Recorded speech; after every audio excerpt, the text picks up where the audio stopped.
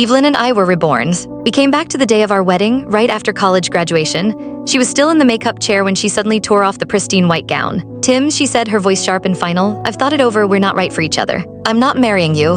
I didn't try to stop her, I knew. In our last life, she regretted every moment she spent with me. A heart that won't warm up stays frozen no matter how hard you try to melt it. And just like that, 3 years of love evaporated, we went our separate ways. Evelyn left the country, cutting off all contact. I stayed behind in Riverton. 7 years later, she returned, a success story with her childhood sweetheart in tow. They were the picture of happiness, their engagement announcement splashed all over social media. But when she found out I'd been married for 4 years to the daughter of the city's richest man, her regret was a poison she couldn't swallow. "Tim, you promised you'd only ever love me," she'd screamed in our first life. "How could you do this to me?" But that was then, this is now. On a perfect weekend, I'd cleared my schedule to spend the day at the beach with my daughter. She was a whirlwind of joy, giggling as she flung sand and seawater all over me. I was watching her, my heart overflowing, when my old college buddy Mark called. "Tim, where are you? It's getting late." I'd completely forgotten about the class reunion. "Sorry man, totally spaced, I'll be there." By the way, he added, his tone shifting, "Forgot to tell you, Evelyn's back in town, she's with Ethan." Then back in freshman year, he was my biggest rival. He and Evelyn were childhood friends, practically joined at the hip. Their connection ran deep, but I'd won her over, or so I thought. I still remember Ethan clapping me on the shoulder after she and I got together, a fake smile on his face. "You better take care of her, man," he'd said, a warning disguised as a joke,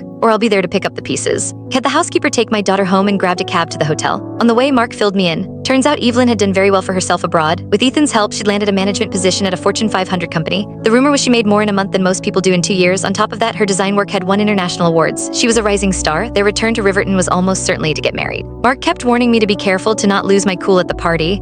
"The person she is now, Tim," he said, "you can't afford to piss her off, and don't even think about messing with Ethan." "Thanks for the heads up," I said with a calm smile. "I'll be careful." I was stepping out of the cab at the hotel when a sleek, black BMW 3 Series screeched to a halt behind me. Well, if it isn't our resident genius, Tim." The voice dripped with sarcasm. I turned. At the wheel was Kevin, Ethan's most loyal lapdog. He'd hated my guts ever since Evelyn chose me over Ethan in college, even threatening to have me jumped. I still suspected he was behind the random mugging I suffered just off campus back then. Kevin parked haphazardly and swaggered over, slapping my shoulder. "Tim, my man, years go by, but you haven't changed a bit, have you?" I just smiled. Before I could reply, a Porsche Cayenne pulled up, and in the passenger seat, looking like she'd stepped off a magazine cover, was Evelyn. 7 years had passed. She wore designer sunglasses, a head-to-toe brand-name outfit, and flawless makeup. Ethan was driving, and when he saw me, his eyes narrowed into slits, a triumphant smirk he couldn't hide spreading across his face. Kevin, true to form, scurried over like a puppy, fawning as he opened the passenger door. "Ethan, you made it." "Yeah," Ethan got out and gave me a dismissive nod. "Tim, long time no see." "Long time," I echoed. Evelyn looked me up and down, the sandy hair, the dirty t-shirt, the board shorts and flip-flops, her perfectly sculpted eyebrows furrowed in distaste. "Tim, have you gone backward? You couldn't even bother to change for a class reunion."